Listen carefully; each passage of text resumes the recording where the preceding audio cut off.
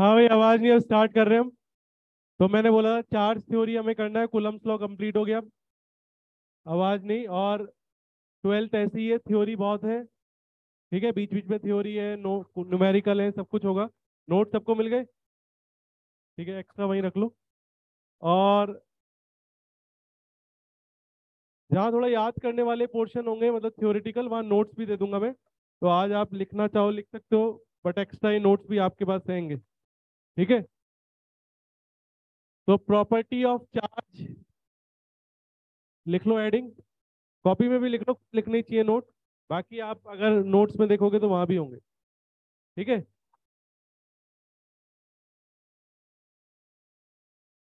तो पहली प्रॉपर्टी अगर आप देखो तो क्या है?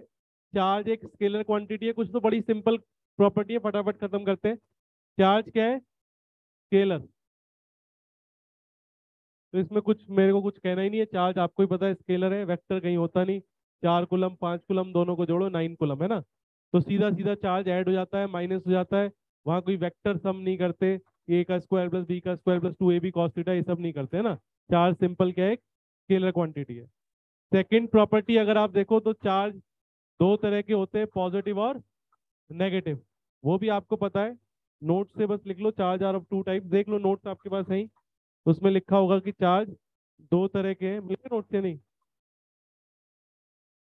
तो पॉजिटिव मैंने ऑनलाइन भी भेज दिए, जो बच्चे ऑनलाइन बैठे ग्रुप पे भी डाल दिए मैंने।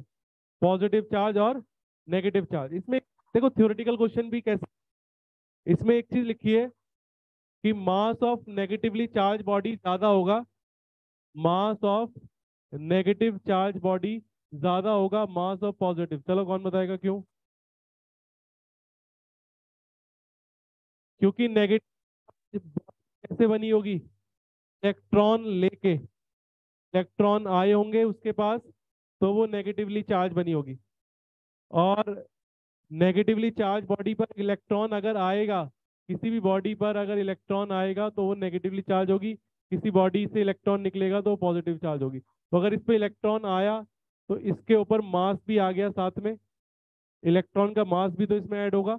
और इलेक्ट्रॉन का मास अगर ऐड, तो उसका मास इंक्रीज हो जाएगा।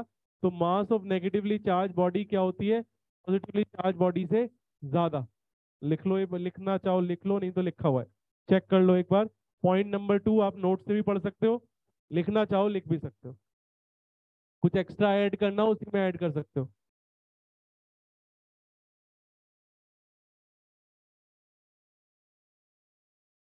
यहाँ पे केवल इतना लिखा है, mass of negative charge is greater then mass of positive charge, तो आप ऐड कर लो। क्योंकि मास नेगेटिव चार्ज का क्यों ज्यादा होगा? Because of the electron the mass will increase.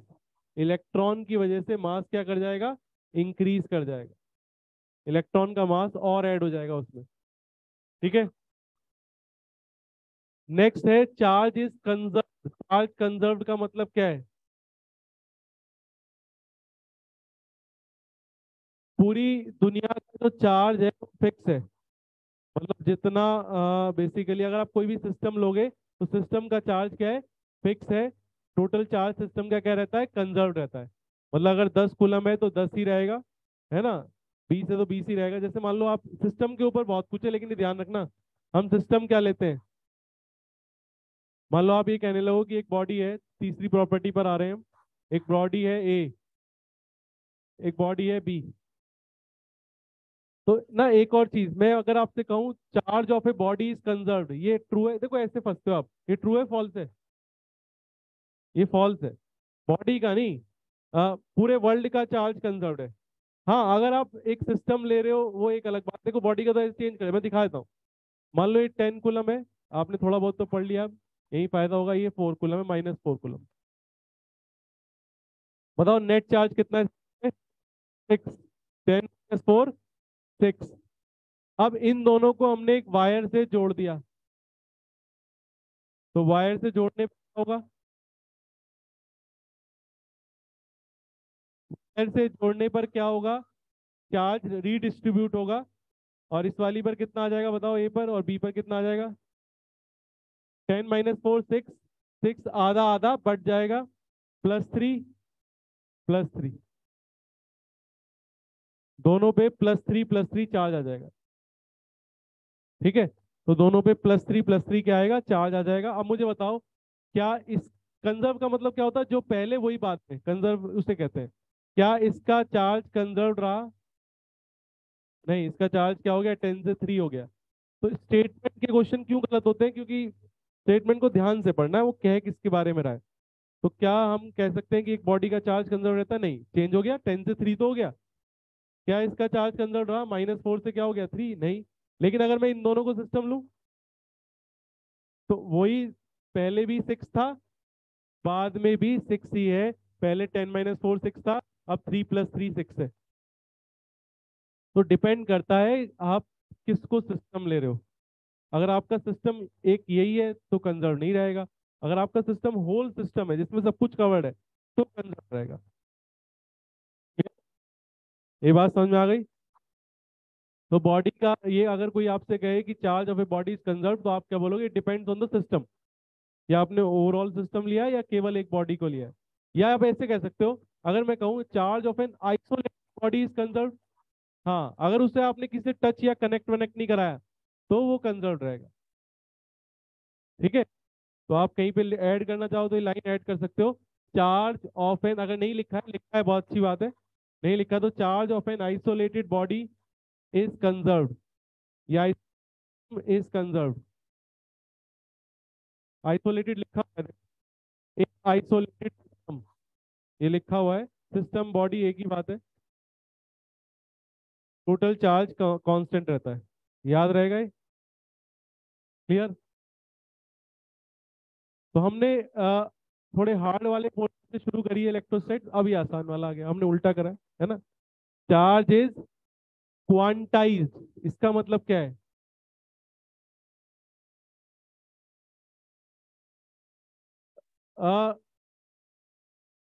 Quantize, देखो क्वांटम फिजिक्स आगे कॉलेज में जो इंजीनियरिंग में जाएंगे वो क्वांटम फिजिक्स पढ़ेंगे। क्वांटा, क्वांटम है ना, क्वांटाइज ये वर्ड आया कहाँ से है? कुछ चीजें दुनिया में कंटिन्यूअसली एग्जिस्ट नहीं करती। जैसे आप मनी को लो, तो क्या आपके पास 1.25 1.23 है रुपीज? 1.23 रुपीज नहीं होंगे ना, 1.5 हो सकते हैं, एक बार को 5.5 भी नहीं मिलता, तो या तो 1 होंगे या 2 होंगे या 3 होंगे, है ना। 10 होंगे, 500 होगा, 300 का नोट है, नहीं है। तो कहने का मतलब है, कुछ चीजें कंटिन्यूअसली एग्जिस्ट नहीं करती, उनको कहते हैं क्वांटाइज। जो कंटिन्यूअसली नहीं होती, उनको क्या बोला जाता है, क्वांटाइज। तो आगे साइंटिस्ट को ये पता लगा कि बहुत सारी चीजें जो लोअर लेवल पर, बहुत सारी चीजें क्या हो जाती हैं, कंटिन्यूअसली एग्जिस्ट नहीं करती, इसलिए एक नई फिजिक्स जनरेट हुई, क्वांटम फिजिक्स। आप कौन सी फिजिक्स पढ़ते हो 12th तक? क्लासिकल, या फिजिक्स पढ़ रहे हो क्लासिकल? ये 17th सेंचुरी, 18th सेंचुरी की फिजिक्स है। तो जो आइंस्टाइन वाइंस्टाइन के टाइम पर, अब जो पिछले 100 साल में जो फिजिक्स है वो सब ज्यादा रिलेटेड किससे है, क्वांटम से। क्लियर? तो क्वांटाइज का मतलब है जो कंटिन्यूसली एग्जिस्ट नहीं करता। अब सोचो चार्ज क्वांटाइज क्यों होगा? क्वांटाइज का मतलब क्या है, जो कंटिन्यूसली एग्जिस्ट नहीं करता, तो चार्ज क्वांटाइज क्यों होगा? भाई चार्ज आप ऐसे नहीं खरीद सकते ना कि आधा चार्ज, पौना चार्ज, 1.5 किलो चार्ज, है ना, ये 1.25 किलो, ऐसे नहीं हो सकता ना चार्ज। चार्ज तो क्या होगा, किसी बॉडी पर अगर चार्ज आएगा तो उसके अंदर से एक इलेक्ट्रॉन निकला, तो उस पर इतना चार्ज आ गया, मतलब उस पर चार्ज आ गया 1.6 × 10⁻⁻⁹ दो निकले तो इसका 2 टाइम्स आ गया, 3 निकले तो 3 आ गया, n निकले तो n आ जाएगा। तो अब मैं चाहता हूँ, नहीं मुझे तो ये वाला चार्ज चाहिए, मुझे तो ये चाहिए 1.5 × वाला चार्ज मिल जाएगा मुझे, मतलब 1.5 इलेक्ट्रॉन निकाल लो, 1.5। नहीं, तो आपको ये वाला चार्ज नहीं मिलेगा। आपको मिल रहा है 1 2 3 4 5 6, तो आपको कंटिन्यूस चार्ज नहीं मिल रहे, इसलिए चार्ज क्या है, क्वांटाइज। चार्ज क्या है, क्वांटाइज। अगर कोई बात नहीं लिखी है इसमें तो लिख सकते हो, नहीं तो मेरे ख्याल से लिखी होंगी, देखो जरा।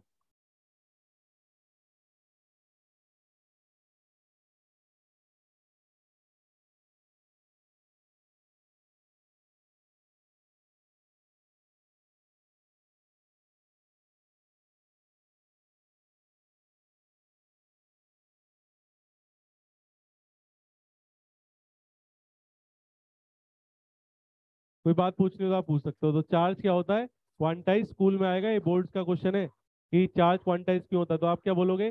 Because charge basically can be expressed in terms of integral multiple 1.6 into 10⁻⁻19 coulomb. इसलिए चार्ज क्या होता है? क्वांटाइज होता है। चार्ज क्या होता है? क्वांटाइज। चार्ज ऐसे एग्जिस्ट नहीं कर सकता कि बेसिकली आपका 1.5 इस फॉर्म में एग्जिस्ट नहीं कर सकता। देयरफॉर वी डोंट एग्जिस्ट, समझो, लिखना तो वहीं पे है। We don't have continuous value of charge, that's why charge is quantized. This is called quantization of charge. लेकिन रिसेंटली क्या हुआ, मतलब अब आगे आप खैर उस मैंने अभी कहा कि हम अब की फिजिक्स नहीं पढ़ते, हम पुरानी फिजिक्स पढ़ रहे हैं। अब आपका प्रोटॉन भी टूट जाता है क्वार्क्स में, है ना। प्रोटॉन न्यूट्रॉन ये क्वार्क्स में टूट जाते हैं, ठीक है। तो क्वार्क में टूट जाते हैं तो 1/2 1/3 इस तरह के क्वार्क, खैर हमें पढ़ना नहीं है। तो अब उस तरह का चार्ज एग्जिस्ट कर सकता है, लेकिन वो बहुत छोटे समय के लिए एग्जिस्ट करते हो क्वार्क्स। तो खैर हमें पढ़ने भी नहीं, हमें कोई बातें नहीं करनी, हमें तो पुरानी फिजिक्स पढ़नी है, हम वही सच मानेंगे। आप देख सकते हो। आगे पढ़ो, आगे नेक्स्ट प्रॉपर्टी क्या है? क्या like point repel each other unlike attract, इसमें कोई बातें नहीं है, कुछ समझाना नहीं है। Charge is always associated with मास।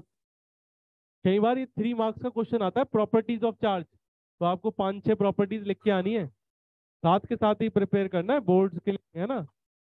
तो और एक ही बार पढ़ना है, ऐसा रहे कि याद रहे बस,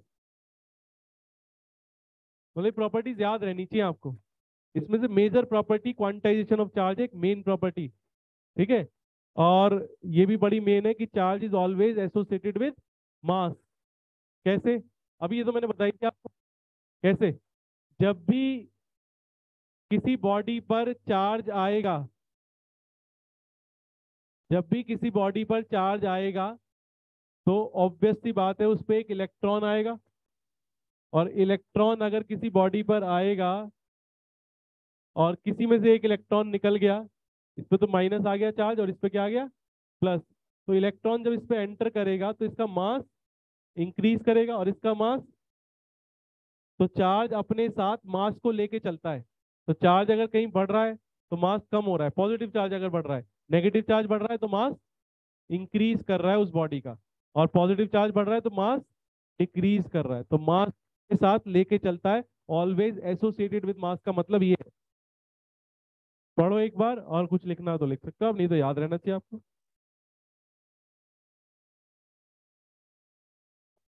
कोई भी पॉइंट एक्स्ट्रा लिखना हो तो आप लिख सकते हो।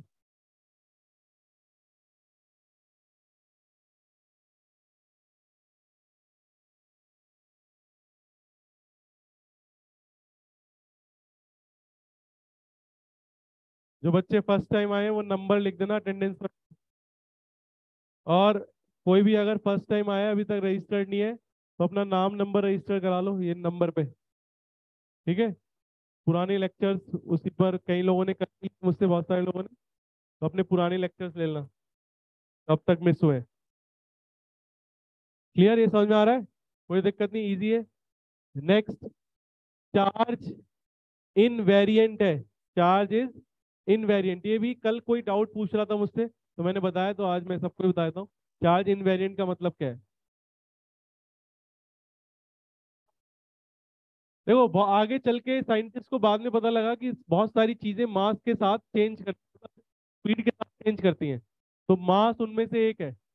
मास तुम्हारा इस तरह से चेंज करता है। मास अगर आप वेलोसिटी बढ़ाते जाओ तो आपका मास बढ़ता जाएगा। ये आपकी वेलोसिटी है, स्पीड ऑफ लाइट है। ये आपका रेस्ट मास है। कोर्स में नहीं है फॉर्मूला, लेकिन अब इसके बारे में थोड़ा जानना पड़ रहा है बिकॉज हम ये वर्ड पढ़ रहे हैं वेरिएंट। एक मास वो होता है जब आप जैसे बैठे हो रेस्ट में हो, और एक मास वो होता है अगर आप चलने लगो तो मोशन में आपका मास चेंज हो जाता है। लेकिन वो तब चेंज होगा जब आपकी स्पीड बहुत ज्यादा होगी, तब वो दिखाई देगा चेंज होता हुआ। मान लो आपकी स्पीड लाइट के बराबर हो गई, अगर आपकी स्पीड लाइट के बराबर हो जाती है तो आपका मास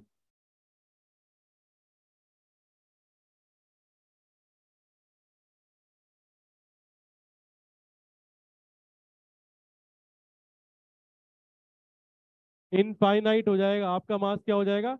इनफाइनाइट। अगर आपकी स्पीड लाइट के बराबर होगी तो आपका मास क्या हो जाएगा? इनफाइनाइट। मास क्या हो जाएगा? इनफाइनाइट।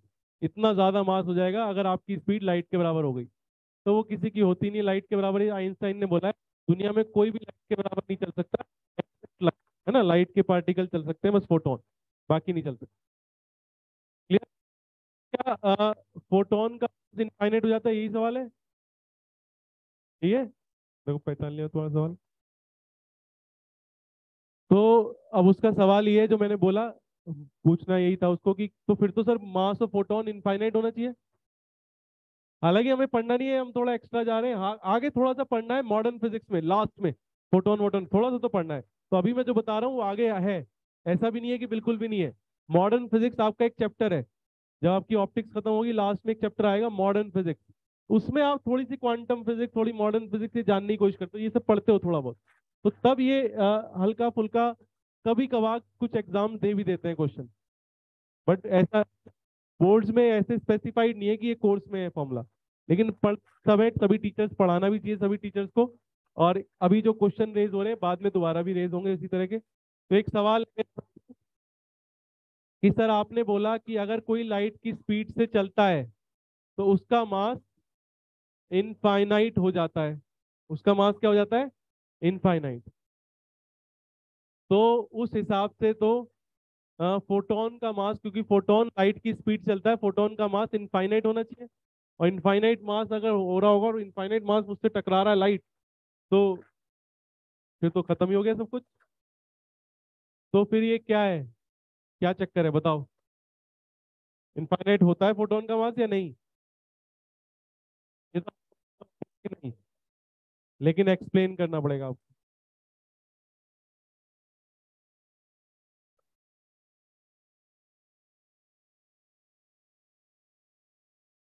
फोटोन का रेस्ट मास नहीं होता तो? नहीं, इस वजह से क्यों? नहीं क्यों, इस वजह से क्यों? आंसर सही है वैसे आपका, लेकिन आपको मैथमेटिकल चीज नहीं बताओगे, मैं बताता हूँ। चलो फोटोन को देखते हैं हम। यहाँ तक समझ में आ गया? और ये बात, मेन बात अभी बोली नहीं मैंने, सुनो मेन बात बोल देता हूँ फिर वो समझाता हूँ। मेन बात तो हमें ये पढ़नी थी कि मास टाइम के साथ चेंज, मास वेलोसिटी के साथ चेंज करता है, चार्ज नहीं करता। टाइम करता है, टाइम, टाइम भी करता है। चलो उस पर भी आ जाता है, थोड़ा सा इंटरेस्टिंग चीज पढ़ लेते हैं। फिलहाल ये याद रखना है, चार्ज इज रिलेटिविस्टिकली इनवेरिएंट। चार्ज के साथ ऐसा कोई फॉर्मूला नहीं है, मतलब चार्ज को अगर एक स्पीड से ले जाओ बहुत तेज तो चार्ज बढ़ जाएगा? नहीं, चार्ज ना तो बढ़ेगा ना घटेगा। चार्ज स्पीड के साथ चेंज नहीं करता। चार्ज स्पीड के साथ चेंज नहीं करता। चार्ज रिलेटिविस्टिकली इनवेरिएंट होता है। ये वर्ड याद रहेगा। इसका मतलब है चार्ज में ये वाला फॉर्मूला, मतलब अगर मैं ये फॉर्मूला लगाऊं क्यू बराबर क्यू नॉट 1 - v² /c², ये ऐसा नाम का कोई फॉर्मूला एग्जिस्ट नहीं करता। ठीक है, चार्ज इज रिलेटिविस्टिकली इनवेरिएंट। आप कोई भी सवाल पूछ सकते हो, कोई भी जो भी आपके कोर्स में है। तो जैसे ये हम हल्का सा आउट ऑफ कोर्स जा रहे हैं लेकिन फिर भी पूछने वाला सवाल है, तो मैं इसलिए बता भी दूंगा। आपके पास मास ऑफ फोटोन की अगर हम बात करें तो फोटोन की स्पीड लाइट के बराबर है, ठीक है। तो उस हिसाब से नीचे जीरो आ जाएगा, तो फोटोन का मास इनफाइनाइट हो जाना चाहिए। लेकिन ऐसा नहीं होता। एक बात बिल्कुल सही बोली, फोटोन का रेस्ट मास क्या होता है? जीरो। फोटोन में मास नहीं होता। फोटोन का रेस्ट मास क्या होता है? जीरो। ऐसे और भी कई पार्टिकल्स हैं जिनका रेस्ट मास जीरो है। हालांकि साइंटिस्ट अब ढूंढ रहे हैं, तो अब पता चला, जैसे ग्रेविटॉन का पहले जीरो मानते थे, अब ग्रेविटॉन में मास अब पता लग गया कि है। फोटोन में फिलहाल कोई मास नहीं है, फोटोन का मास कितना है? जीरो। तो फोटोन का फॉर्मूला तो फिर सर ऐसा आएगा, 0/0। भाई नीचे वी को सी डालोगे वो भी जीरो, ये 0/0 आएगा। ये 0/0 क्या होता है? नहीं जरूरी नहीं है नॉट डिफाइंड, यहाँ मैं मैथ्स में आ रहा हूँ, केवल मैथ्स वाले बच्चे। 0/0 फाइनाइट भी हो सकता है। ये किसने कहा 0/0 नॉट डिफाइंड होता है? आपने लिमिट 0/0 क्या है हॉस्पिटल रूल पढ़ लिया? वो मैथ्स वाले समझ जाएंगे, बस उतना ही मैं बोलूंगा। मैथ्स वाले आपके पास क्या है, मैथ्स से बायो? हाँ, तो एल हॉस्पिटल रूल पढ़ा, लिमिट्स पढ़ा, लिमिट्स अभी 12th में। तो लिमिट्स में आप पढ़ोगे कि 0/0 फाइनाइट हो जाता है। कई बार हम लिमिट जब लेते हैं तो अगर दोनों वैल्यू ऊपर की नीचे की 0 आ रही है तो जरूरी नहीं है वो वैल्यू 0 या नॉट डिफाइंड आए, वो वैल्यू फाइनाइट भी आ सकती है। मैं उतनी मैथ्स में नहीं जाऊंगा, ऊपर नीचे डिफरेंस करना होता है, ऐसा कुछ होता है एल हॉस्पिटल रूल। जिनको पता है, पढ़ा है या नहीं एल हॉस्पिटल रूल, कितने लोगों ने पढ़ा है? अच्छा, आप दोनों ने पढ़ा है बस। तो खैर, अब ये चीज इनफाइनाइट नहीं आएगी, ना कि नॉट डिफाइंड आएगी, कुछ ना कुछ आ जाएगी।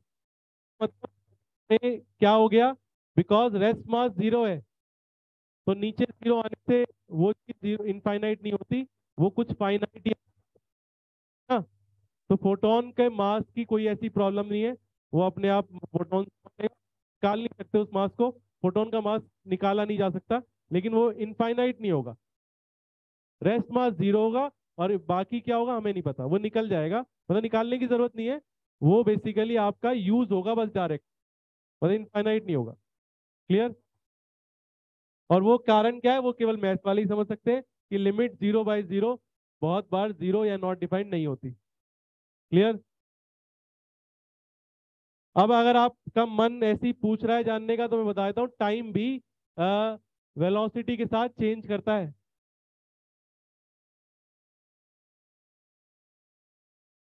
ये टाइम का फॉर्मूला होता है।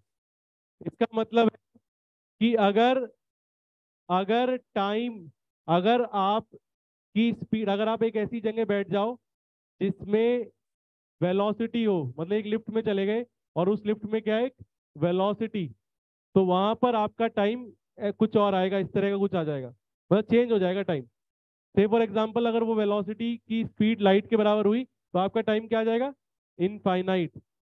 मतलब आपकी क्लॉक का टाइम इनफाइनाइट हो जाएगा, क्लॉक रुक जाएगी। क्लॉक क्या हो जाएगी, रुक जाएगी। मतलब जो पेंडुलम का टाइम पीरियड है, एक पेंडुलम के घूमने पर क्लॉक घूमती है तो वो रुक जाएगी, मतलब वो इनफाइनाइट टाइम के बाद क्लॉक घूमेगी। इनफाइनाइट का मतलब रुक गई, अब तो घूमेगी नहीं कभी भी, तो रुक गई, क्लॉक रुक गई। तो ऐसा हो सकता है कि आप इस लिफ्ट में बैठ और आपकी जो वॉ यहाँ पे जो क्लॉक है वो टाइम ही नहीं चलेगी, वो टाइम चलेगा नहीं, टाइम बंद हो गया।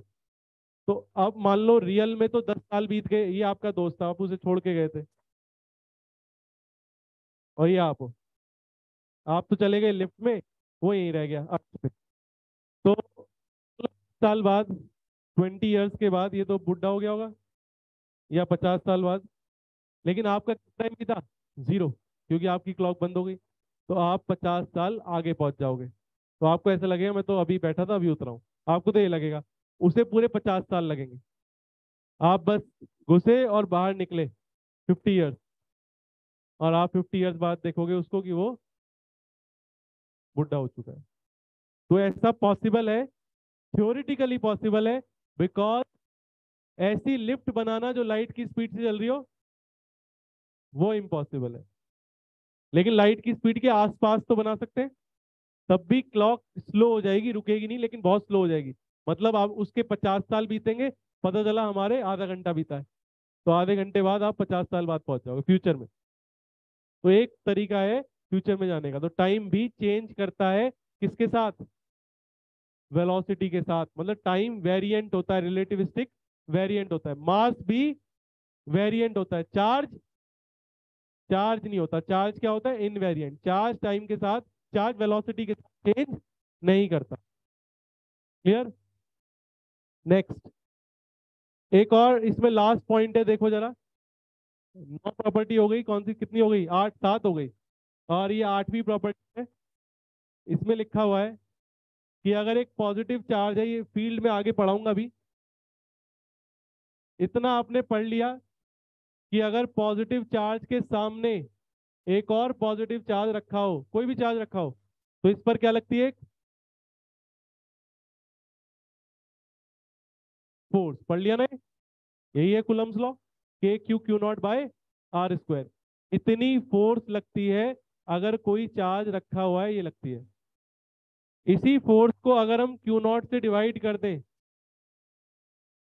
क्यू नॉट से क्या कर दें, डिवाइड, तो ये बन जाता है।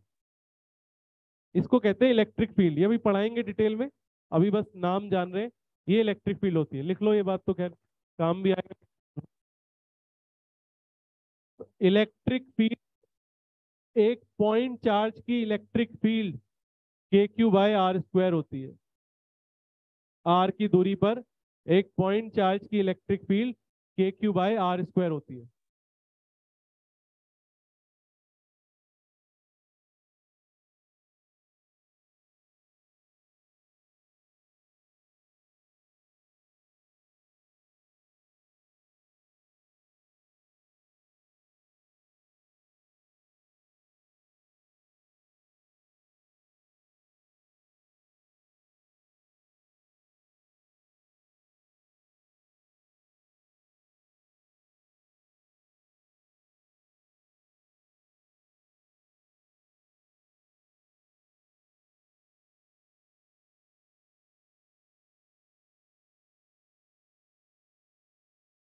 क्लियर?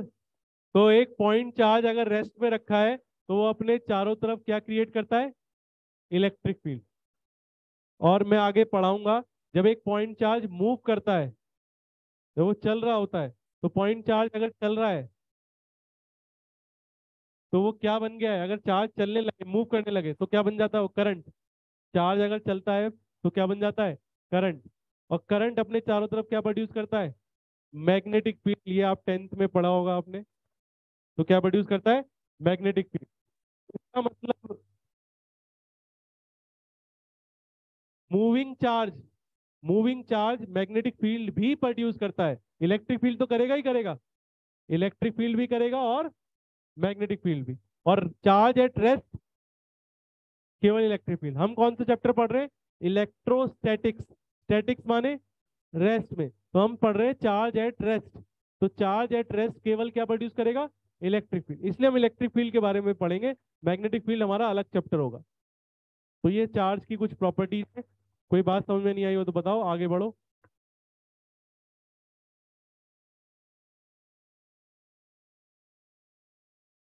ये और बता देता हूं मैं आपको एक एक्स्ट्रा टर्म, इसी में लिखी भी हुई है, मैं उसे नाम भी दे देता हूँ। बोलो। मान लो R डिस्टेंस पे अगर पॉइंट है तो उस पॉइंट पे इलेक्ट्रिक फील्ड होती है KQ/R²। इलेक्ट्रिक फील्ड तो हमें बहुत ज्यादा पढ़ना है, चिंता मत करो, आगे आएगा। एक और चीज मैं बताने जा रहा हूँ जिसका नाम है मैक्सवेल थ्योरी। लिखो जरा, ये इसमें नहीं है, मैं अपने पास से ऐड कर रहा हूँ। तो बस वो लाइन लिखी हुई है, मैं बताता हूँ क्या है। ये आपने केमिस्ट्री में पढ़ी होगी।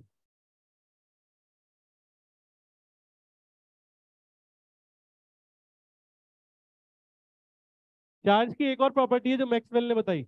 मैक्सवेल ने कहा कि कभी भी कोई चार्ज अगर, कोई बोलना चाहेगा, कंप्लीट करना चाहेगा? किसी को बताओ, केमिस्ट्री में आपने पढ़ी है बोर्स थ्योरी में, केमिस्ट्री में आपने एटॉमिक स्ट्रक्चर पढ़ा है 11th में, उसमें बोर्स थ्योरी पढ़ी है, बोर मॉडल, उसके उसमें आपने मैक्सवेल के बारे में पढ़ा है। जब भी कोई चार्ज एक्सिलरेट करता है तो वो अपने अंदर से इलेक्ट्रिक फील्ड और मैग्नेटिक फील्ड, इलेक्ट्रोमैग्नेटिक रेडिएशंस निकालता है, और उसकी एनर्जी धीरे धीरे कम होती चली जाती है। ये मैक्सवेल ने बोला था, इससे ही बोर्स थ्योरी फेल हुई थी। ठीक है, याद आया? तो ये लिखा हुआ है लेकिन ये नहीं लिखा किसने बोला था। तो चार्ज अगर एक एक्सिलरेटेड चार्ज है, तो एक और चार्ज की प्रॉपर्टी होगी ना कि एक्सिलरेटेड चार्ज एक काम और करता है, एक्सिलरेटेड चार्ज विल एमिट, हाँ, इलेक्ट्रोमैग्नेटिक वेव्स लिख सकते हो आप, इलेक्ट्रोमैग्नेटिक रेडिएशन लिख सकते हो।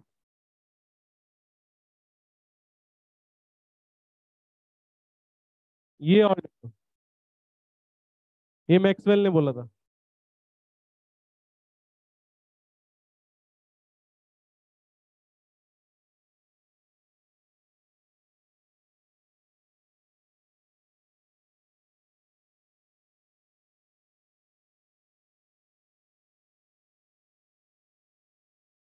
मैं और एक्स्ट्रा बता सकता हूँ आपको चाहूँ तो, हालांकि कोई कभी कभी क्वेश्चन केमिस्ट्री में काम आ जाएगा।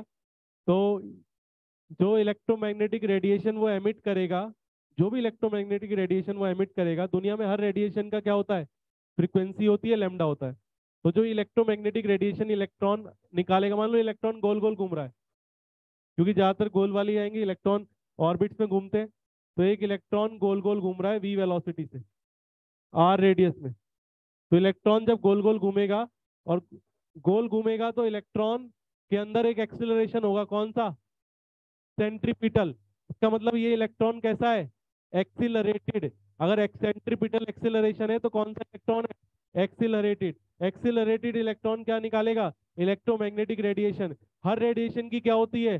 फ्रीक्वेंसी और वेवलेंथ। तो इसकी फ्रीक्वेंसी क्या होगी? जो इलेक्ट्रोमैग्नेटिक रेडिएशन निकल रहे हैं उसकी फ्रीक्वेंसी का फॉर्मूला, ये एक्स्ट्रा हम कर रहे हैं। और ऐसी ऐसा नहीं है, केमिस्ट्री फिजिक्स दोनों में काम आ सकता है। ये मॉडर्न फिजिक्स में मुझे पढ़ाना है, मैं अभी बता रहा हूँ बस आपको, क्योंकि आ गया तो चलो बता देते हैं, केमिस्ट्री में भी काम आएगा। इसकी फ्रीक्वेंसी वही होती है जो इलेक्ट्रॉन की घूमने की फ्रीक्वेंसी होती है। मतलब इलेक्ट्रॉन का जो भी टाइम पीरियड होगा, फ्रीक्वेंसी क्या होती है? 1 अपॉन टाइम। बस आप मुझे बता दो इसका टाइम पीरियड कितना होगा, कितने टाइम में पूरा चक्कर लगा लेगा? सभी को पता है कितना चक्कर लगाया इसने टोटल? 2 pi r. कितनी वेलोसिटी से? v। तो डिस्टेंस कितना है? 2 पाई आर। वेलोसिटी कितनी है? v। तो टाइम कितना लगा? 2 पाई आर बाय v। तो कितना आ गया? v/2 pi are. तो ध्यान रखना, फ्रीक्वेंसी ये होती है। ये केमिस्ट्री में ज्यादा काम आएगा as compared to physics. Maxwell की फ्रीक्वेंसी क्या थी? मैक्सवेल ने क्या कितनी एमिट करेगा? ये एमिट करेगा।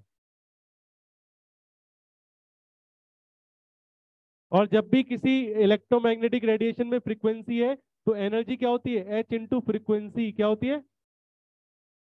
तो इसमें लगातार एनर्जी एमिट करेगा इलेक्ट्रॉन।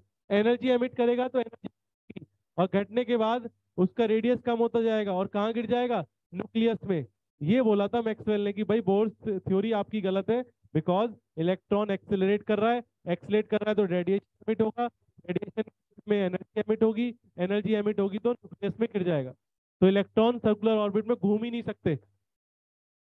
तो क्या घूमते हैं इलेक्ट्रॉन सर्कुलर ऑर्बिट में? नहीं। अब रिसेंट फिजिक्स में इलेक्ट्रॉन की लोकेशन हमें नहीं पता होती। मोस्ट प्रोबेबली वो सर्कुलर ऑर्बिट्स में होते हैं, लेकिन हमें नहीं पता एग्जैक्टली लोकेशन, नहीं पता होती। मोस्ट प्रोबेबल लोकेशन हमें पता होती है। चलो इतनी बात समझ आई। ये तो खैर हम, सर आप मॉडर्न फिजिक्स में हमें पढ़ाएंगे ही। हम थोड़ा, फिजिक्स में क्या होता है कि atomic structure same topic physics में ही पढ़ोगे आप, बट बहुत डिटेल में पढ़ोगे, डीप में। क्लियर? तो ये प्रॉपर्टीज हो गई। अब मुझे बताओ बॉडी पर चार्ज कैसे लाएं, अगली हेडिंग पर आ जाओ। How to charge body. How to charge a body.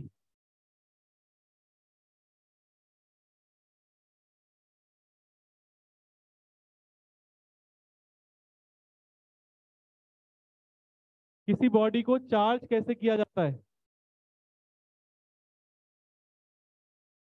अभी प्रॉपर्टीज मैंने अच्छे से पढ़ाई है, ऐसे पढ़ा करो कि आपको रिवाइज ना करना पड़े। अब याद रहे प्रॉपर्टी, क्योंकि ये आ सकती है वैसे तो स्कूल कंपटीशन कहीं भी, लेकिन याद रहनी चाहिए आपको। भूलने की बहुत जबरदस्त बीमारी है हमें। अब तक आप 11th भूल चुके होंगे सारी। एक मिनट के लिए सोचो, अगर मैं आपसे पूछ लूंगा हीट एंड थर्मो का कोई फॉर्मूला, तो याद नहीं होगा आपको। ठीक है, ये प्रॉब्लम है बहुत बड़ी। ये 12th में बहुत ज्यादा होगी। 12th में चीजें याद बहुत रखनी है, बहुत फॉर्मूले हैं। अब देखते जाना, फॉर्मूले बहुत ज्यादा है, लेकिन आसान है 12th, क्योंकि थोड़ा याद करने वाली है हल्की सी। बट समझ के याद करना है, ऐसे नहीं रटना नहीं है, रटोगे तो कुछ भी याद नहीं रहने वाला। बॉडी को चार्ज कैसे करा सकता है? एक काम आप बचपन से करते आ रहे हो, चार्जिंग बाय फ्रिक्शन।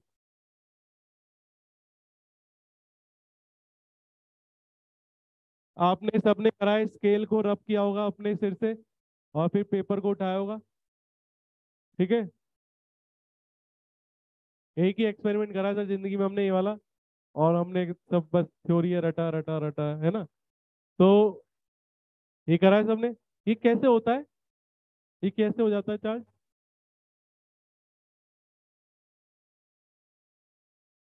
थोड़ा सा एलोबरेट करना पड़ेगा, ये ऐसे इंग्लिश में बोलने से कुछ नहीं होगा।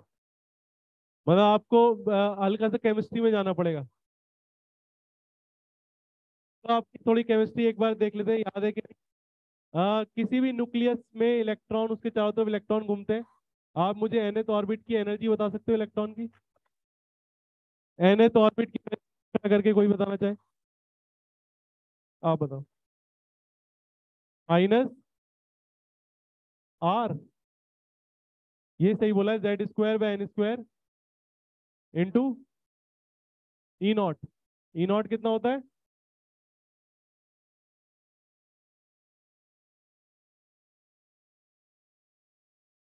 हो सकता है कोई और सिंबल, लेकिन रिडबर्ग कांस्टेंट का यहाँ का यूज है, वो लैम्डा में यूज होता है, यहाँ रिडबर्ग कांस्टेंट नहीं होता, शायद आप गलत याद।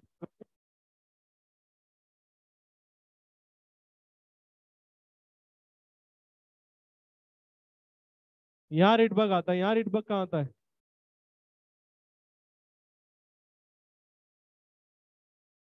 अच्छा, आप कांस्टेंट का नाम आर था, रिडबर्ग मत बोलो उसे। कांस्टेंट को ई नॉट की जगह आपने आर का इस्तेमाल करा होगा। 99% books e not he use करेंगी, तो हम ई नॉट ही लिख रहे हैं। तो अब सुनो इधर, ये मैंने क्यों पूछा मैं समझाता हूँ। किसी भी इलेक्ट्रॉन को निकालने के लिए इतनी पॉजिटिव में एनर्जी चाहिए होती है, मतलब बोर्ड्स के हिसाब से, अगर बोर्ड्स थ्योरी को करेक्ट माना जाए तो कुछ ना कुछ एनर्जी चाहिए होती है। अगर आपके अंदर से मुझे इलेक्ट्रॉन निकालने हैं, तो इतनी पॉजिटिव एनर्जी चाहिए होगी, जितनी नेगेटिव है उसका पॉजिटिव, इसे क्या बोलते हैं, बाइंडिंग एनर्जी भी बोल सकते हो आप। तो इतनी पॉजिटिव एनर्जी चाहिए होगी। अब जब आप रब करते हो स्केल को अपने सिर से, तो फ्रिक्शन, जब भी रबिंग होती है फ्रिक्शन क्या प्रोड्यूस करता है, हीट। वो हीट क्या है, एक एनर्जी। तो वो हीट एनर्जी इसको निकालने में काम आती है। जब हीट अप होगा तो वो बेसिकली, जब किसी को गर्म करोगे तो एनर्जी प्रोड्यूस होगी, वो एनर्जी इसको एक्सट्रैक्ट करने के काम आएगी। तो एनर्जी आपने जब रब किया तो आपने अपने हाथ से मेहनत करी, आपका वर्क किस में कन्वर्ट हुआ, हीट में। हीट को कैसे यूज करा गया, इस एनर्जी को काउंटर करने में करा गया। तो ऐसे कुछ होता है, और फिर बेसिकली आपका इलेक्ट्रॉन आ रहा है। केवल ये एनर्जी नहीं होती, ये मत लिख देना कि इतनी एनर्जी चाहिए, हमें इतना पता है, बस ये समझ लो। पता नहीं अभी तो इलेक्ट्रॉन को निकलने के लिए और क्या क्या, क्योंकि बोर बोर थ्योरी तो गलत है। तो इलेक्ट्रॉन को निकलने के लिए और क्या क्या चाहिए, लेकिन हमारे लेवल पे हाँ, कुछ एनर्जी तो जरूर चाहिए इलेक्ट्रॉन को, वरना तो बिना रब करे भी निकल आता। रब करने से क्या प्रोड्यूस होगी, हीट, और हीट से वो बाहर आ जाएगा। अब कुछ का इलेक्ट्रॉन का निकलना आसान होता है, कुछ बॉडी में से, कुछ बॉडीज में से निकलना मुश्किल होता है। तो जब आप स्केल को रब कर रहे होते हो सिर पे, तो हो सकता है स्केल से इलेक्ट्रॉन निकल के सिर में जाए, या सिर से निकल के इलेक्ट्रॉन किस में जाए, स्केल में जाए। तो ये डिपेंड करता है उनकी इलेक्ट्रॉन एफिनिटी पर। तो जरा एक एग्जांपल है जो आपको याद रखना है, बोर्ड्स में आता है, जरा उसे पढ़ोगे। नीचे देखो एग्जांपल लिखा होगा, ग्लास रॉड इज रब विद सिल्क क्लोथ। ये रटना ही पड़ेगा, क्योंकि ग्लास, अब इसमें ये पता लगाना है ग्लास में से इलेक्ट्रॉन निकलेंगे कि सिल्क में से। पढ़ो इसको एक बार।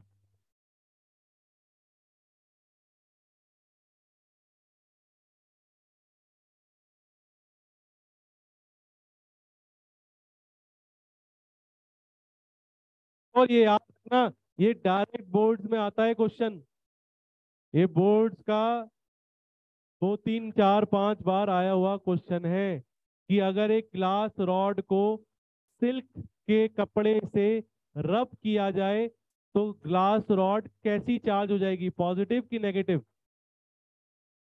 तो ये यही याद रखेंगे, बाकी सर और कोई एग्जांपल आ सकता है, नहीं भाई ये तो रटने वाला है। और कहाँ से, या तो आपको पता हो फिर आप केमिस्ट्री लगाओगे, अगर पता है तो ठीक है कर देना, नहीं तो आज तक तो आया नहीं। ग्लास और सिल्क का ही आता है। भाई हमें क्या पता कौन ज्यादा, किसकी इलेक्ट्रॉन एफिनिटी ज्यादा है, वर्ड पढ़ा है इलेक्ट्रॉन एफिनिटी, है ना, तो हमें नहीं पता, आपको पता होगा। और कुछ का पता होगा तो वो दे सकते हैं, लेकिन फिजिक्स में नहीं देंगे ना वो, फिजिक्स में हम ये सब नहीं पूछते। फिलहाल हमें ग्लास वाला जरूर याद रखना है, अगर ग्लास को सिल्क के साथ रब किया जाएगा, तो ग्लास क्या बन जाएगा, पॉजिटिव, और सिल्क क्या बन जाएगा, नेगेटिव। तो ग्लास में से इलेक्ट्रॉन निकलना, उन्हें इलेक्ट्रॉन को निकलना, हीट जो प्रोड्यूस होगी वो एनर्जी इसमें काम आ जाएगी इलेक्ट्रॉन को निकालने में, सिल्क से, है ना। और ग्लास से, सॉरी, ग्लास से इलेक्ट्रॉन निकलेंगे और कहाँ चले जाएंगे, सिल्क में। और ये तो रूल है, चार्ज कंजर्व रहता है, ऐसा नहीं कि इलेक्ट्रॉन अब उड़ गए चले गए हमेशा के लिए, वो कहीं ना कहीं दूसरी जगह जाएंगे। टोटल नंबर ऑफ चार्ज तो कंजर्व रहना है, तो यहाँ से निकल के यहाँ पे आ जाएंगे। और फिर आप इस ग्लास को, जो ग्लास है आपका, जो जो बेसिकली आपका कांच है, उससे आप चीजें उठा सकते हो, वो उस पर बात करेंगे अभी कैसे उठती है। मतलब ये भी जानना है कि सर पेपर कैसे उठ जाता है, ये तो समझ में आ गया, चार्ज आ जाएगा बॉडी पे। ग्लास को जैसे ही आपने रब करा, अपने सिर से करा या कपड़े से करा, किसी भी चीज से रब करा, तो ग्लास पे क्या आ गया? Positive charge. अब समस्या ये है कि पॉजिटिव चार्ज एक न्यूट्रल पेपर को कैसे उठा लेता है, तो इस पे आते हैं अभी। अब यहाँ पर हमारे पास क्योंकि कुलम्स लॉ है, आवाज नहीं भाई, तो हम आसानी से समझ सकते हैं, उस पर आएंगे, पहले आगे बढ़ो। तो एक तरीका हो गया चार्जिंग बाय फ्रिक्शन। तो फ्रिक्शन से कैसे चार्जिंग होती है, इस तरह से एग्जांपल दे दोगे आप। नेक्स्ट आगे बढ़ो, क्या है चार्जिंग बाय, इसी से चलते हैं, चार्जिंग बाय कंडक्शन। ये आसान काम है।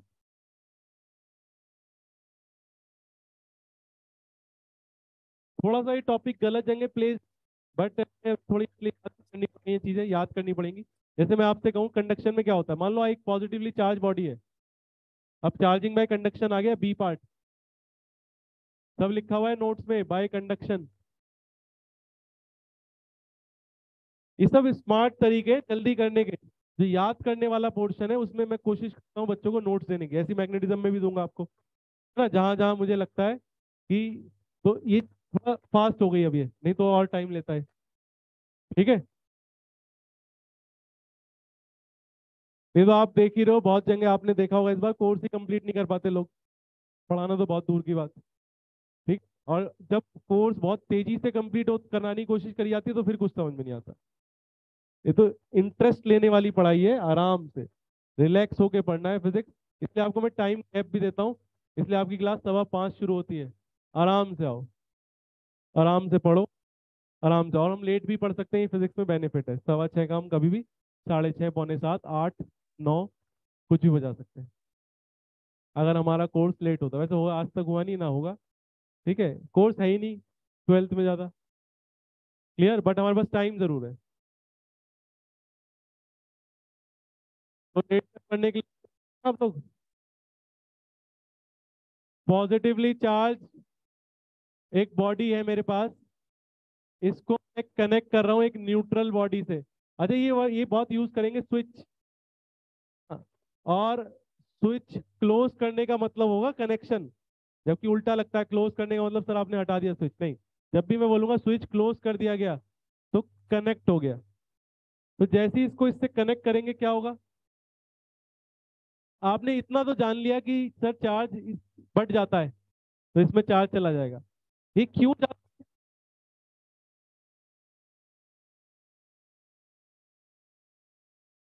हाँ, ये हम बेटर आंसर नहीं कर पा रहे क्योंकि हमें कुछ टर्म्स नहीं पता क्यों जाता है, ये नहीं पता, लेकिन इतना समझ में आ रहा है कि सर चार्ज, भाई हमें इतना पता है, अगर एक जगह बहुत भीड़ है ना, और कहीं भीड़ कम है, तो सारी दुनिया भीड़ से कम की तरफ जाएगी, है ना, ये सिंपल सा रूल है वैसे नेचर का। लेकिन ये टर्म नहीं है, एक टर्म होती है पोटेंशियल चार्ज, हमेशा ये टर्म, लेकिन हम बाद में पढ़ेंगे। हायर पोटेंशियल से, हमने सुना है लेकिन हम नहीं जानते पोटेंशियल क्या होता है, ये अलग टॉपिक पढ़ेंगे आगे। हायर पोटेंशियल से लोअर पोटेंशियल की तरफ फ्लो करता है।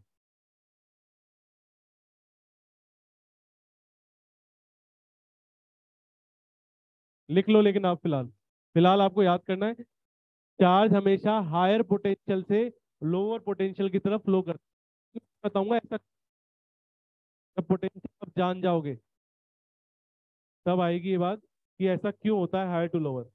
लेकिन इतना पढ़ा है आपने, है ना, या सुना सुना तो लग रहा है सर, ये सुना है higher potential to lower potential, 10वीं में सुना है, 10th में। ऐसे लोअर चार्ज फ्लो कर, तो थोड़ी देर बाद इस पे भी चार्ज आ जाएगा, आ जाएगा।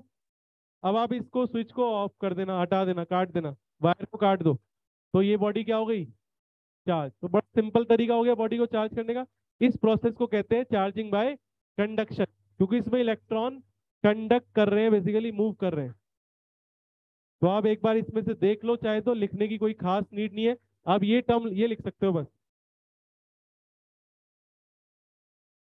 इसमें कुछ चीजें और बताइए, कंडक्टर क्या होते हैं, आप जानते हो, जिनके पास फ्री इलेक्ट्रॉन्स।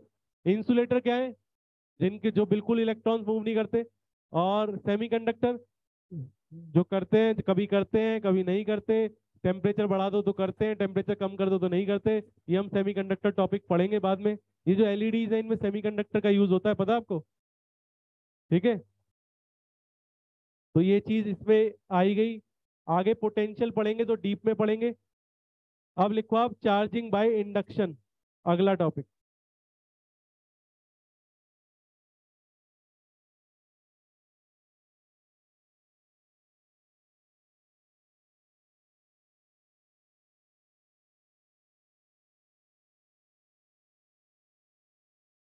अगर हमारे पास कोई पॉजिटिवली चार्ज बॉडी है, ये इंपॉर्टेंट है भाई लास्ट वाला सबसे, क्योंकि इंडक्शन को मोस्ट इंपॉर्टेंट लिख देना, ऐसे आता है क्वेश्चन, ये बोर्ड्स के लिए है ज्यादा। एक्सप्लेन चार्जिंग बाय इंडक्शन लिखा है, वही लिख के आना है, एक्सप्लेन करना है। मैं उसे समझा रहा हूँ, वो याद रहेगा आपको। और अब आपके लिए समझना आसान है, क्योंकि आप कुलम्स लॉ पढ़ा हुआ है, तो आपके लिए समझना भी आसान होगा। मैं समझाता हूँ। मान लो यहाँ पर एक न्यूट्रल बॉडी है, और यहीं पर आपको मैं वो भी एक्सप्लेन कर दूंगा। ये क्वेश्चन आ सकता है कि एक चार्ज बॉडी न्यूट्रल बॉडी को कैसे अट्रैक्ट कर लेती है। आपने देखा है स्केल किसको अट्रैक्ट कर लेता है? पेपर को। पेपर क्या है? न्यूट्रल। स्केल क्या हो गया? रब करने से चार्ज, वो भी इसके अंदर आ जाएगा। तो सुनो, एक चार्ज बॉडी है, ये एक न्यूट्रल है। न्यूट्रल बॉडी में भी हो इलेक्ट्रॉन्स तो होंगे, होंगे इलेक्ट्रॉन।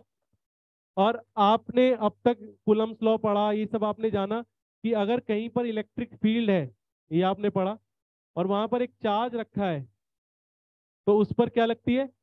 फोर्स। Very good. क्या फोर्स है वो? Q E. तो चार्ज किधर भागेगा? राइट। अगर कहीं भी चार्ज इलेक्ट्रिक फील्ड है, तो एक फोर्स लगती है क्यू ई। और अगर यही चार्ज नेगेटिव है, तो किधर जाएगा? लेफ्ट। इतनी बात समझ में आ रही है? बेसिक बात। या इसे सिंपल ये भी कह सकते हैं कि अगर ये पॉजिटिव चार्ज यहाँ पर क्या क्रिएट करेगा? एक इलेक्ट्रिक फील्ड। तो जो यहाँ पे पॉजिटिव चार्ज होंगे वो सब किधर जाएंगे? इधर। और नेगेटिव इधर। सिंपल ऐसे ही बोल सकते थे सर आप कि इसके अंदर जो इलेक्ट्रॉन्स हैं, इलेक्ट्रॉन को मैं माइनस से डिनोट कर रहा हूँ, उनको ये क्या करेगा? पॉजिटिव को क्या करेगा? रिपेल। हालांकि मूव नहीं करते कभी, पॉजिटिव बहुत भारी होता है न्यूक्लियस, वो मूव नहीं करेगा। मूव कौन करते हैं? इलेक्ट्रॉन। कंडक्टर तो बहुत आसानी से मूव करते हैं, इंसुलेटर है तो थोड़ा सा मूव करेंगे, बहुत कम मूव करेंगे, ना के बराबर। तो मान लो ये तो कंडक्टर है, खैर, तो ये कंडक्टर है, न्यूट्रल कंडक्टर। तो इसके अंदर जो इलेक्ट्रॉन्स हैं वो कहाँ आ जाएंगे बताओ? Left side. सारे इलेक्ट्रॉन्स यहाँ आ जाएंगे। और पॉजिटिव कहाँ जाएगा? राइट आएगा नहीं, राइट में रह जाएगा, क्योंकि वहां से अगर इलेक्ट्रॉन चलेगा, राइट में अपने आप ही क्या बन गया? पॉजिटिव। एस लॉ इसके साथ उसे याद ही कर लेना। न्यूट्रल बॉडी अट्रैक्ट कैसे होती है? तो जैसे ही आप कोई चार्ज बॉडी न्यूट्रल बॉडी के आगे लाओगे, जैसे ही कोई चार्ज बॉडी न्यूट्रल बॉडी के आगे लाओगे, तो ऐसी फिगर बनानी है। चीजों को ऐसे पढ़ो, आप रिवाइज ना करना पड़े। अब मान लो टेस्ट हो तो आपको याद हो। आपके टेस्ट में सैटरडे को टेस्ट होगा इस बार, कूलम्स लॉ आएगा, और ये चार्ज थ्योरी। हो सकता है चार्ज थ्योरी तो एक क्वेश्चन दूं मैं, क्योंकि सिंपल है। कूलम्स लॉ के क्वेश्चन आएंगे, आसान होगा पेपर। फर्स्ट पेपर होगा है ना सैटरडे को। पेपर ऑब्जेक्टिव प्लस सब्जेक्टिव होगा, तो हम बीच बीच में ऑब्जेक्टिव भी लिया करेंगे, और ऑब्जेक्टिव प्लस सब्जेक्टिव भी लिया करेंगे, बोर्ड पैटर्न वाले भी। तो पहला ऑब्जेक्टिव प्लस सब्जेक्टिव होगा। ठीक है, तो आपको लिखना भी होगा, शीट मिल जाएगी, उसमें लिख के भी देना होगा पूरा। क्लियर? पॉजिटिव है, और यहाँ नेगेटिव आ गया, और यहाँ क्या आ गया? पॉजिटिव। अब मुझे बताओ, इस नेगेटिव को ये पॉजिटिव क्या करेगा? अट्रैक्ट। और ये पॉजिटिव इस पॉजिटिव को क्या करेगा? रिपेल। तो इस पूरी बॉडी कितनी? एक अट्रैक्टिव और एक रिपल्सिव। तो ये किधर जाएगा? राइट की कहीं भी नहीं? सोच के बोलो आराम से। आप कूलम्स लॉ पढ़ के आ चुके हो।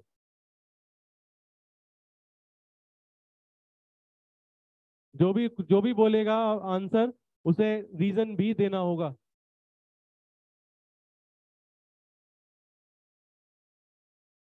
चलो आप बताओ। हाँ, क्या बोला है? इन दोनों चार्ज की बीच डिस्टेंस कम है, और इन दोनों चार्ज के बीच डिस्टेंस ज्यादा है, तो ये वाली फोर्स ज्यादा होगी, ये वाली फोर्स कम होगी। बिल्कुल करेक्ट बोला है। क्योंकि ये अभी ये तो कूलम्ब्स लॉ पढ़ने का फायदा है। इन दोनों के बीच में डिस्टेंस क्या है, कम, और इन दोनों के बीच में डिस्टेंस क्या होगा, ज्यादा। तो अट्रैक्टिव फोर्स क्या होगी, ये समझाना पड़ेगा एग्जाम में। रिपल्सिव से क्या होगी, ज्यादा। और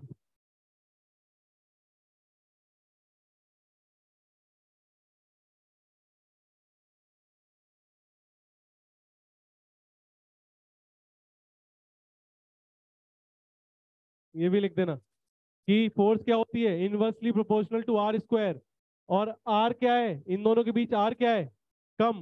कम है तो फोर्स ज्यादा। फोर्स ज्यादा तो अट्रैक्शन।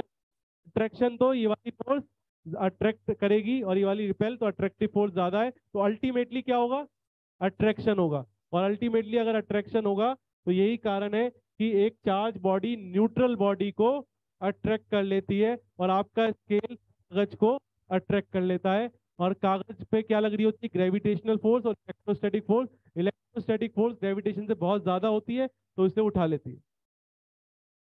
तो समझा दो भाई। अगर इसमें कहीं लिखा है तो देख भी लेना, शायद आगे लिखा है अगले पेज पे। नहीं लिखा है तो कोई बात नहीं। लिखा है, देखो यहाँ पे, देखो एक सॉल्व एग्जाम्पल देखो। एग्जाम्पल नंबर 1 अगले पेज पे, तो आपको लिखने की जरूरत नहीं है, उसे पढ़ सकते हो आप।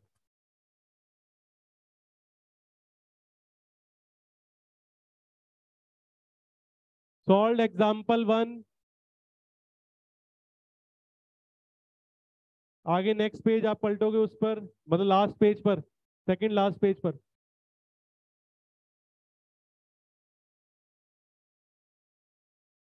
और इसी तरह की इसलिए भी दिया गया है, आपको लैंग्वेज भी ऐसी लिखने की थोड़ी थोड़ी आदत डालनी है। मतलब समझना है कि लैंग्वेज मेरी इस तरह की होनी चाहिए।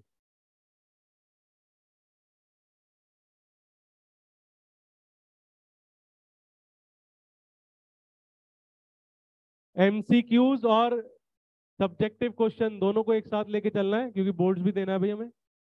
ठीक है, और आ रहे हैं बोर्ड्स में, कंपटीशन भी देना है, तो सबको एक साथ लेके चलना है। और ऐसा नहीं है कि ये बोर्ड में नहीं आ सकता, मतलब ये कंपटीशन में नहीं आ सकता। सब कुछ कहीं भी अब तो कहीं मिक्स हो चुका है, दोनों जगह सवाल एक्सचेंज हो रहे हैं, समझ लो। अब ये क्वेश्चन ही खत्म हो गया कि सर बोर्ड्स के लिए अलग पढ़ाओ, कॉम्पिटिशन, ऐसा नहीं है। अब तो कंप्लीट सब्जेक्ट पढ़ना है, बस खत्म। और स्मार्टली पढ़ना है उसको। जो याद करने वाली चीजें हैं वो याद करना है, जो समझना है वो समझना है। लैंग्वेज समझनी है, लिखना कैसे है, ये सारी बात समझ। कोई मुश्किल नहीं है, लैंग्वेज आप अपने आप लिख सकते हो। लिखना क्या है, ये फिगर बनाओ, अट्रैक्टिव होगी, उसका रीजन लिखो। बिकॉज डिस्टेंस के स्क्वायर के इनवर्सली प्रोपोर्शनल होती है। डिस्टेंस कम तो फोर्स ज्यादा, फोर्स ज्यादा तो अल्टीमेटली अट्रैक्शन।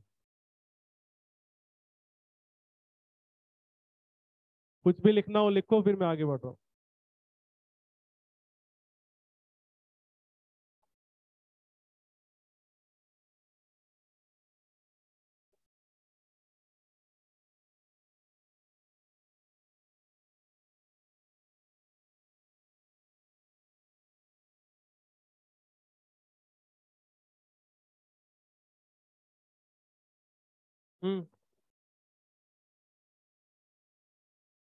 तेज बोलो। चार्ज तब लगेगा, चार्ज वर्ड क्या है? हाँ हाँ, ऑब्वियसली। अगर ये बॉडी हटा दोगे तो वापस वैसे ही हो जाएगा। इसका सवाल ये था, मैं बाकी लोगों को बताता हूँ, कि ये जो नेगेटिव पॉजिटिव इसे बोलते हैं रीडिस्ट्रीब्यूशन। तो यूनिफॉर्म था, नेगेटिव नेगेटिव चारों तरफ फैला हुआ था। अब क्या हुआ, नेगेटिव एक तरफ आ गया, तो इसे क्या बोलेंगे हम, रीडिस्ट्रीब्यूशन। चार्ज का डिस्ट्रीब्यूशन फिर से हो गया, अलग हो गया। तो वो कब तक होगा, जब तक ये सामने ये रखा हुआ है। जैसे ये गायब होगा, ये वापिस वैसा ही हो जाएगा। क्लियर? भाई सामने से कोई उधर से आपको चॉकलेट या कुछ दिखा रहा है, तो सारे लोग उधर देखना शुरू कर देंगे। वो चला गया तो वापस इधर ही हो जाएंगे, उसमें क्या है। ठीक है, ऐसे। इधर देखो, हाँ, या यहीं पे कर, चलो अगली फिगर बना, दोबारा बना देते हैं। हमारे पास ये पॉजिटिव था, हम वापस आते हैं कंडक्शन पर, इंडक्शन पर। कि सर इंडक्शन से बॉडी को चार्ज कैसे किया जाता है। ये था, यहाँ नेगेटिव आ गया, और यहाँ क्या आ गया, पॉजिटिव। हमने क्या किया, यहाँ नेगेटिव आ गया या पॉजिटिव आ गया, because of this positively charge body, इसकी वजह से यहाँ नेगेटिव आया और यहाँ पर पॉजिटिव आ गया। क्लियर? आवाज नहीं भाई। अब ये नेगेटिव है, ये पॉजिटिव। अब इसको चार्ज कैसे करें?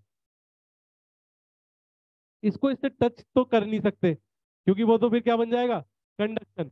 इसको इससे टच नहीं कर सकते क्योंकि वो क्या बन जाएगा, कंडक्शन। हमें विदाउट इसको टच करे इसे चार्ज करना है। आगे चल के हम पढ़ेंगे कि अगर हम अर्थिंग कर सकें और ये सारी चीजें वर्ड पढ़ेंगे, फिलहाल हम इसे डायरेक्ट यूज कर रहे हैं इस वर्ड। हम क्या कर रहे हैं, अब इसको ना किसी चीज और चीज से कनेक्ट कर सकते हैं। एक ऑप्शन तो ये है कि अर्थ से कनेक्ट कर दें, इधर वाली साइड को अर्थ से कनेक्ट। तो तुमने क्या करा, तुमने एक मौका दे दिया चार्ज को फ्लो करने का। और अगर यहाँ पर पॉजिटिव चार्ज है, पॉजिटिव फैला हुआ है, और जैसे ही आपने इसको अर्थ से कनेक्ट करा तो यहाँ से इलेक्ट्रॉन इधर आना शुरू हो जाएंगे। वो देखेंगे अच्छा सामने है, तो इलेक्ट्रॉन को, और वायर भी है तो इलेक्ट्रॉन को मौका दिया जाता है। देखो कोई कोई भी चार्ज मूव तभी करेगा जब वायर होगी, हवा में मूव नहीं कर सकता कोई भी। मतलब आप कहो कि सर अगर मैं इसे अपने हिसाब से रखूं और कनेक्ट नहीं करूं, इलेक्ट्रॉन आ जाएंगे? नहीं, वायर होनी जरूरी है, मीडियम होना जरूरी है, तो वो मूव करते हैं। तो यहाँ से इलेक्ट्रॉन यहाँ आने शुरू हो जाएंगे। जब इलेक्ट्रॉन यहाँ आएंगे तो ये चार्ज क्या हो जाएगा, न्यूट्रलाइज हो जाएगा, ये हो जाएगा, और बॉडी पे क्या रह जाएगा, केवल नेगेटिव चार्ज। अब आप उसको हटा सकते हो और बॉडी पे कैसा चार्ज आ गया, नेगेटिव। हम कभी भी इस बॉडी को इससे कनेक्ट, हालांकि से तो तब भी करा हमने कनेक्ट, कहीं ना कहीं तो कनेक्ट करना पड़ेगा, लेकिन क्योंकि बिना कनेक्शन के बॉडी पे चार्ज आएगा कितना चार्ज, ये कंजर्वेशन प्रिंसिपल। तो अर्थ से कनेक्ट करेंगे, यहाँ से नेगेटिव आ जाएगा और ये बॉडी क्या हो जाएगी, नेगेटिवली चार्ज हो जाएगी। Clear? वैसे समझाया हुआ है, आपको कुछ भी देखना हो तो देख सकते हो, यहाँ पर है।